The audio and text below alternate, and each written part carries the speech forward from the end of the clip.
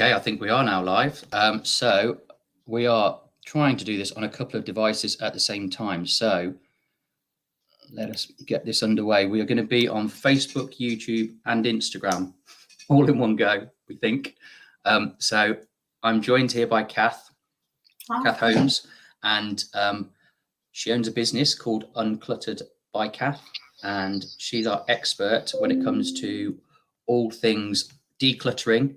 And with the big Worcestershire Garage Sale event due to take place soon, Kath is going to assist us with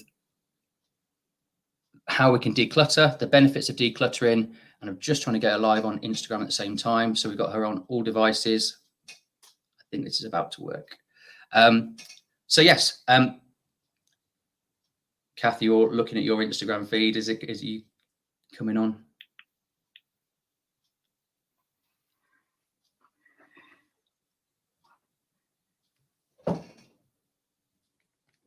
Right, we've got quite a few joining us on Instagram. If you are with us now on Facebook or on YouTube, on the other one as well, well. Just pop a comment in the comment box, because I can then test to see whether that is working, and that'd be quite useful to see if that's also coming through. How's it working your end, Kath?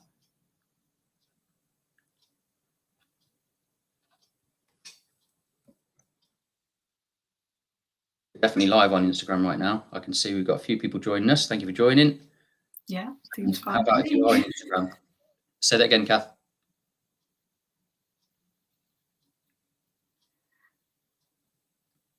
Yeah.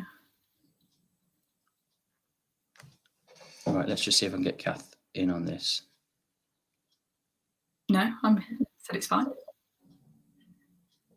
Hang on.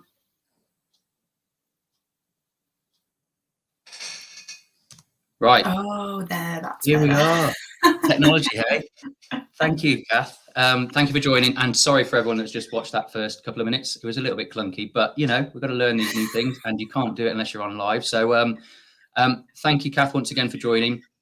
No and thank you for anyone who is watching today. We are here with Kath Holmes, former Droitwich High School pupil like myself, and we've evolved in our 23 years since we left, class of 2000, and we've got different businesses now. So we are here because we've got the big Worcestershire Garage Sale coming up on the 10th of June. If you haven't heard about it, I'm going to talk you through a few of the ideas and the plans that we've got in place for the big Worcestershire Garage Sale. But it got me and Kath talking about her service that she provides, and we thought it'd be a great idea just to share some of the tips that Kath can give you in basically getting this underway. And even if you don't do it for the big Worcestershire Garage Sale, then Kath will give you some tips that will probably just be good for life skills going forward. So the big Worcestershire Garage Sale, just to plug it quickly, is on the 10th of June, Saturday the 10th of June. It's going to be taking place in streets around Worcester, Droitwich and Malvern, which is where the offices are located. We physically aren't going to attend and set up your garage sales for you. That's down to you guys. So if you live in a street in Droitwich, Worcester or Malvern, it's really simple for you guys to submit your street. We're going to help you to promote your street. And the way that we're going to do that, firstly, obviously, we've got good access on social media to promote. We've also got signs that are going to be arriving and start to get erected in the next couple of days. We're about 4 weeks away, actually. Yeah, 10th of April, May. So yeah, we've got 4 weeks to get. Today. Yeah, that's it, a month today. So very exciting. Why are we doing it? So I've been following estate agents out in America, and garage sales is something that's very, very prominent out in America. And I thought, we're quite involved in our community. Why can't we try and get something like this underway ourselves? And this is how it's happening. So yeah, first way of doing it, first time to find out. We've had some brilliant submissions already. It's really simple. If you do want to join, you can see on the ticker tape there, all you've got to do is email us, community@nickelandco.co.uk, and then we'll do the rest for you just to promote it. Or you could drop it in any one of the comments on Facebook, YouTube, or on Instagram. You can do it on any of those. So far, the streets we have taken place, we've got a few from Droitwich. So we've got Adrian Close, Yew Tree Hill, Portland Road, Worcester Road in Droitwich, Hawthorne Walk, and Willow Drive. So quite a few that are kind of close together, which would be great. I think it'd be really busy in this part out towards the south of Droitwich. We've also then got Dilmore Avenue in Fernal Heath taking place. And then over in Malvern, over in Worcester, we've got Beckett Road, Grange Avenue, Leslie Avenue, Deal Crescent in Warner Villages, Summer Street in Barbourne, Northwick. We've got Northwick Road. We've got 2 sections of Northwick Road taking place, which is ace. We've got a section of Ombersley Road taking place, and we've also got Colesbourne Close. So I think that's 16 roads already. I did buy 50 signs though, so I'm hoping we can build up on that number. And with Kath's help to let you know how easy it's all going to be, I think we will get there. So Kath, you're the expert. Can you tell us firstly a little bit about yourself and your company, Uncluttered by Kath? Indeed, yeah. So yeah, kindly promoted me there to expert, which is great. So I suppose when you work for yourself, you can be whatever you want. So that will be me, expert in uncluttering or decluttering or organisation. I set the business up 2 years ago, pretty much, as we were obviously in kind of a part of what seemed to be the endless lockdown pandemic, and just wanted to do a job where I felt like I was giving back, making a difference to people, but utilising something that not everyone loves doing, but I really love doing, to the point where my friends who know me back from school, who used to see my bedroom, I used to organise my clothes by colour. I think I used to organise my books by like height. So something that I've always had in me, which has then obviously carried through into kind of my own personal life.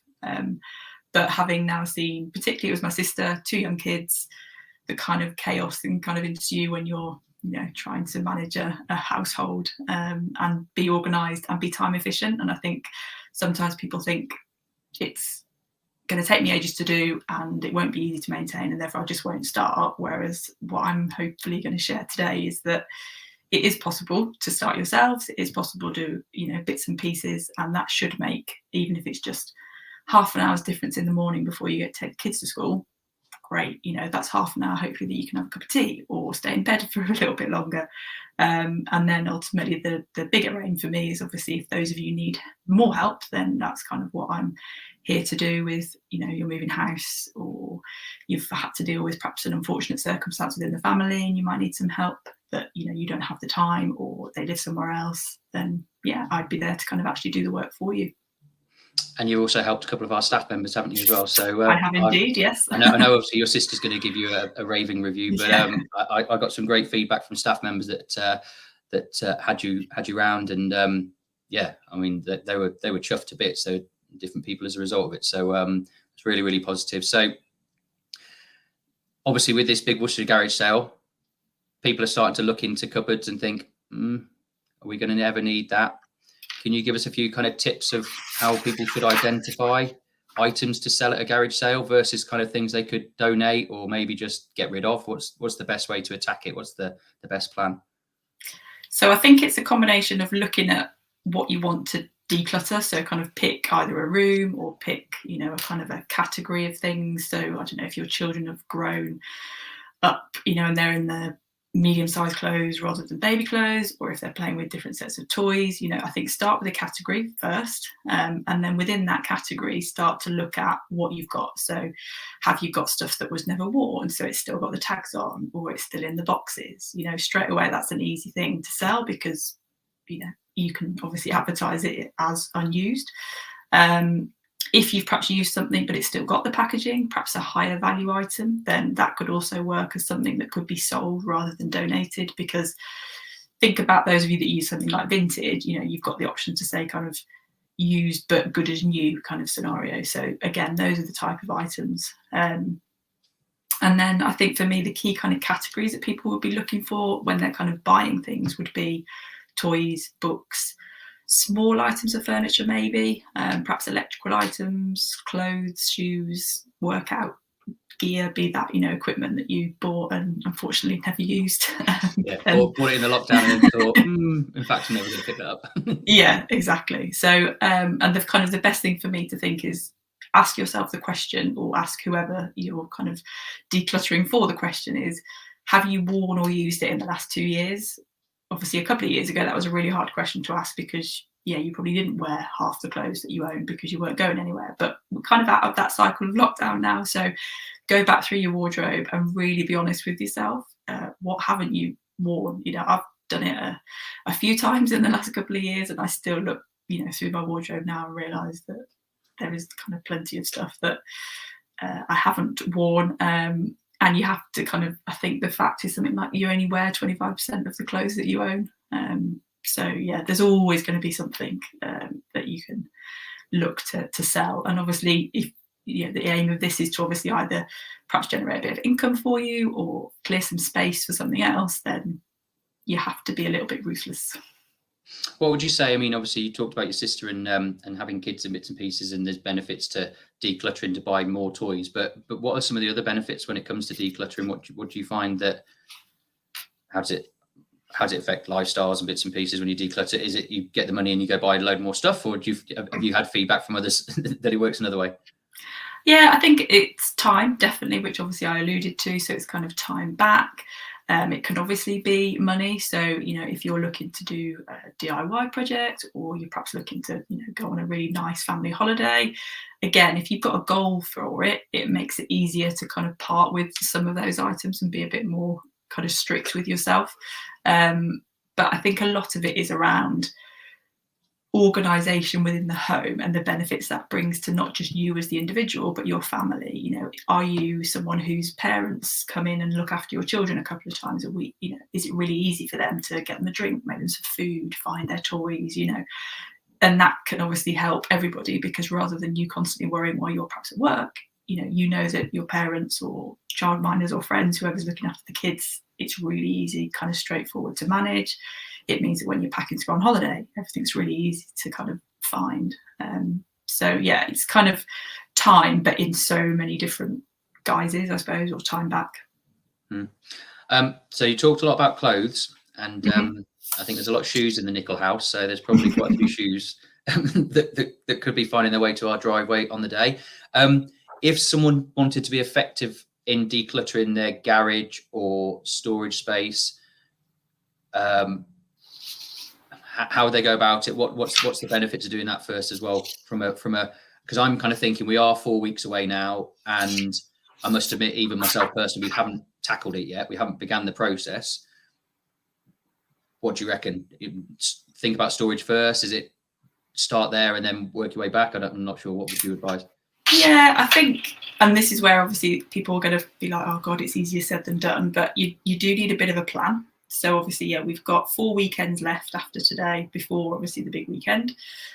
Sorry, I've just realised it's absolutely teeming it down outside. So there's a bit of background noise. That's the lovely British rain. So make a plan and set a timer. Kind of give yourself half an hour every day to just do part of a room. And then have kind of things ready to put your items into. So that literally can be anything, the IKEA bags that we've all kind of inherited over time, or cardboard boxes, and kind of just put the stuff in that you want to sell or donate or whatever. And then obviously within the garage itself, if that is currently not a usable space, then that's probably the thing to do. I'd say perhaps halfway through, because obviously you don't want to spend loads of time clearing out the garage, because you could just get lost in a minefield of the garage and not actually find anything in the house that you think you could sell. So I'd say kind of spend perhaps the first couple of weeks finding stuff to sell, and then halfway through on one of the weekends praying that it's perhaps a nice weather day, you could get stuff out on the drive or the lawn and have a bit of a sort through. Ultimately, you probably don't want people kind of coming into the garage, so as long as you've got like the first third or so kind of free to set up tables, little kind of shelves, boxes, whatever it might be that you want to display it on. But yeah, I would kind of, ultimately it's making a plan. And we were chatting briefly obviously at the start of this, but I'm going to put together a couple of little kind of downloads that people will be able to access through yours and my Instagrams and websites, etc., so that if it just helps them have a bit of a plan, we can help with that in the short term. That's brilliant, because I would have been distracted. I'll be in the garage for the first weekend and I would have wasted it. So okay, so have a look at clothes you haven't worn for a while. Start to work on the smaller bits first. Yes. What are some of the common mistakes people make when they're decluttering a home? Obviously, me starting on a garage first, and how could they be avoided? What's the best plan? You said had a plan. I think we're gonna make sure that's top of the list of your. Yeah, unfortunately, I was like, I've just looked back at my notes. And I was like, have a plan. That's going to be the constant theme. But it doesn't have to be, a kind of 6,000 word plan. It just needs to be a couple of bullet points. So partly because if you're doing it as a family, you know, you all need to be on board. Is it just you doing it? Is it you and your partner? Are you and your partner and the kids doing it? So then if you've done that, you can all kind of sit down and go, okay, what is our aim? We're all going to get rid of 10 items, for example. And then, I don't know, it can become a bit of a game as well, especially if the kids are a bit younger, that, you know, who can find 10 items to sell first, or, you know, something like that. In terms of kind of your personal goals, it needs to be about what do you want to do with the space afterwards. So, you know, are you decluttering the playroom because actually it's going to turn into more of an office / playroom because perhaps the kids are getting a bit older? So kind of knowing what you want to do with the space will again help you kind of focus your attention. A big mistake is having a maybe pile, because if you have a maybe pile, everything will go in the maybe pile. So you have to be quite ruthless. You can have kind of, you know, perhaps a pile that you review at the end of the day, but you can't almost kind of carry it over until the next day. So ideally it's a case of, yeah, having this is the things we're going to sell. This is unfortunately the things that we don't think we can sell. So we'll perhaps donate to charity, for example, or this is the stuff that probably just needs to go. And if you are struggling to do that, then that's when, again, perhaps partner, friend who are doing it with you could maybe just help you go through that kind of questioning of yourself as to why has it gone in the maybe pile. Because realistically, if you were to be very blunt, if it's gone in the maybe pile, it's probably just a no. Probably no. It's got some kind of perhaps emotional tie to it. So you've kind of got to go through why it's got the emotional tie, and perhaps, yeah, maybe you do need to keep it because actually you've remembered, you know, it was your great grandma's or something. But then there could be something else where you're like, it was just the first one I ever bought. Well, that's lovely, but yeah, you don't why do you need that? So yeah. So when you go in to help someone with their home, obviously you've got no emotional tie to anything. Yeah. Probably a bit easier for you to be quite to the point and not as emotionally attached to things. Does that tend to work as well? Is that the strength? Because I know that me and my wife would have different views on a lot of items, and we'd probably spend half an hour talking about it. But is that it really is as strict as that? It's yes or it's no, and you've almost got to make your case for why it's a yes if you think it should be kept. Yeah, exactly. Which I don't know if anyone's seen the programme, obviously on BBC One, the Sort Your Life Out, which is essentially the same kind of concept. Obviously, they stick all of the items of the house in a big warehouse, and you know they are literally kind of doing that kind of questioning of them. And you know, they'll obviously, for the TV drama, some of them are a bit emotional about certain stuff, which you know you would be in real life. But yeah, having kind of a third party there like me can kind of just help through that process. And obviously, I'm not just like, well, we're not talking about that. You can't cry about it, you know, let's move on. But at least I can kind of manage the moment and the conversation to then be like, okay, well, actually, let's come back to it later. And then sometimes coming back to it later, but when we've been doing other things and I can kind of change the dialogue and ask other questions, it definitely helps, rather than, like you said, because we all love memories, you know, we're all, you know, driven by kind of happy memories, sad memories, or whatever, like you said. And if you start just doing that with your partner, then you'll spend all day reminiscing rather than decluttering. Nothing gets sorted. How long does it take though? I mean, if someone was really kind of worried about the amount of hours they got left in the days leading up to this event, they're kind of thinking, oh God, it's on our street. All the neighbours have told us it's definitely happening. In terms of a purge, if you had pressure on you, how quick do you think you could do enough of a good job to clear out items for a garage sale? Is it 3 days worth? How long does it take you when you go in to help someone? Yeah, I would say typically it's kind of a day can do normally about 2 rooms, in terms of kind of the declutter side of things, thinking like a lot of it's the kitchen or like a playroom or something. So it just really depends on, you know, the rooms, how big the house is and stuff. The actual reorganization and stuff is actually the kind of simpler part of it. So, you know, on that basis, like I said, there are 4 weekends. So I'm not saying everyone's going to spend all weekend, but if you spent half a day on those 4 weekends, that's 2 days worth of time. You could do 15 minutes at the end of every day, twice this week, you know, and every week. You're soon going to get into like a couple of hours worth of time, and you should easily, you know, have enough stuff to feel like you've got a proper like market stall at the end of your drive. Yeah. And we've committed to buying boxes as well. So we're going to get, I don't think I'm getting 50. I think we're getting a few more. So I think we've got 500 boxes being delivered. They're not going to be branded, which will probably surprise a few people. They're just going to be cardboard boxes this time. But we will make those available as well. So if you are seriously thinking about getting involved in the coming weeks, then we will make sure they're available for people to come and collect. Turning to the day of a garage sale, and I'm sorry because I haven't attended one before, so I'm not quite sure. I've watched Gary Vaynerchuk videos, but I haven't quite seen how the items get laid out. Is there some way of kind of organising? Would you, in your mind, is there a way of organising the space to take full advantage of someone walking up, but they're looking at next door at the same time? How would you set it all out? Have you got an idea of how you'd set it out? Yeah, and it was quite interesting thinking about it. I was at a networking the other week, and there was a lady from a charity shop, and she was saying how much fun the staff have doing the window of the front of a charity shop. And I was like, do you know what? Actually, you know that like shops do it because they have people that are paid to be visual merchandisers, but actually even charity shops do it because they know that they need to catch kind of people's attention.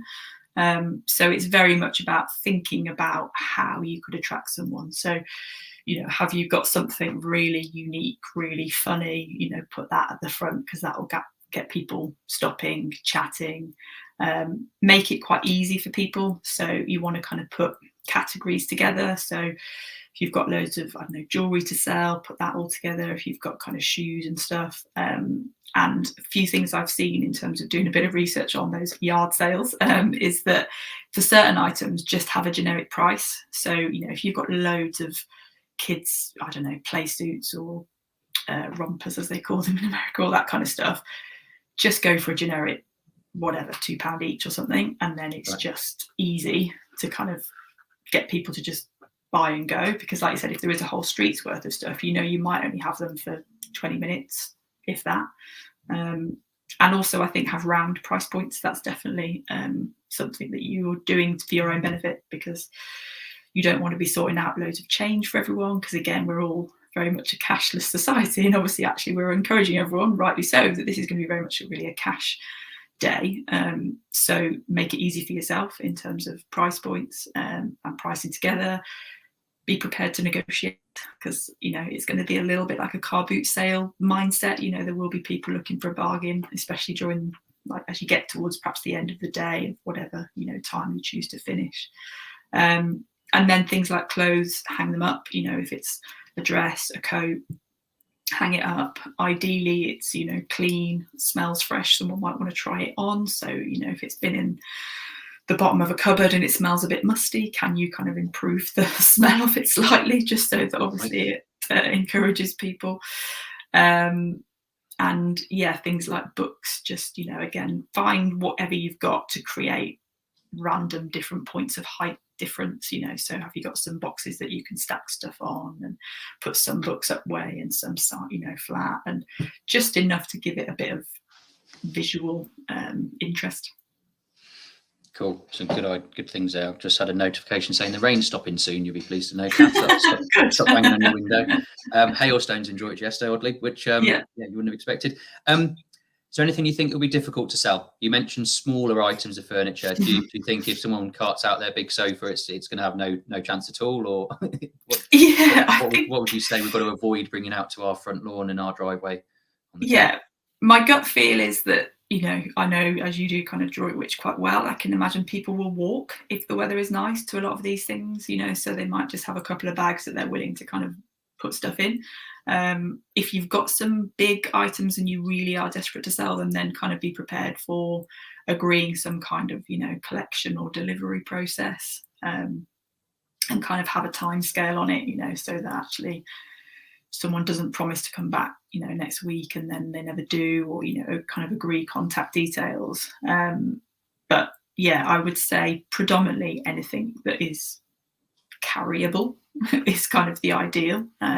Obviously, if people do turn up obviously in cars, then as long as it's kind of car size.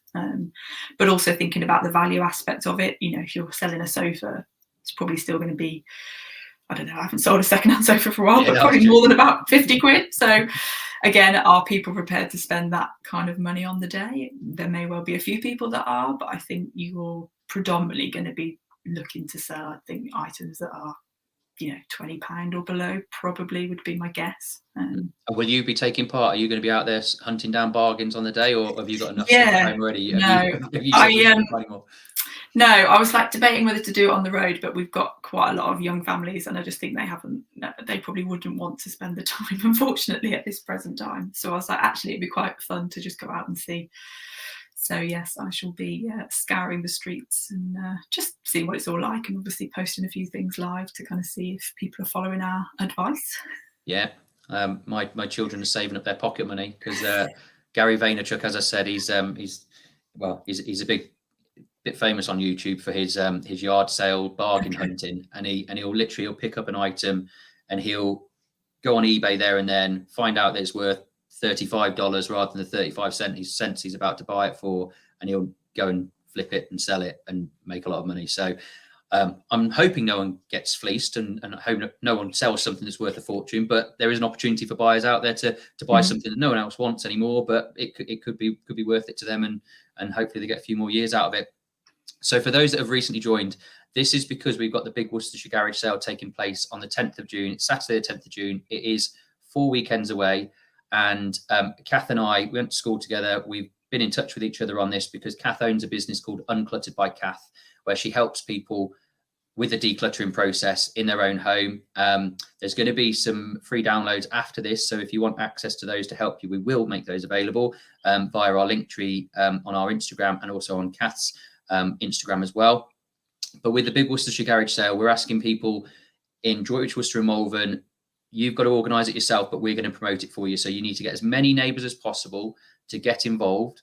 On the day between 9 and 4, you'll take to your street and you'll put your table out, and with Kath's advice, which you'll have to watch back because this has been recorded as well, but with Kath's advice, you will be able to get all the items that you've organised into one place, and you'll have plenty of people coming to you. Someone phoning me, perfect. You'll have people coming to you to come and buy the items. The streets that we've got signed up already, thank you to those that have already signed up. We've got Adrian Close, Yew Tree Hill, Portland Road, Worcester Road in Droitwich, Hawthorne Walk in Droitwich, and Willow Drive in Droitwich. We then got Dilmore Avenue in Fernal Heath. And over in Worcester, we've got Beckett Road, Grange Avenue, Leslie Avenue, Deal Crescent in Warner Villages, Summer Street, 2 parts of Northwick Road, the Ombersley Road again in Worcester, and we've also got Colesbourne Close in Worcester. So there's quite a few that are signed up already. We've got plenty of time to get more streets involved. We're going to be promoting your street, so we'll make sure that people are aware that you're doing this.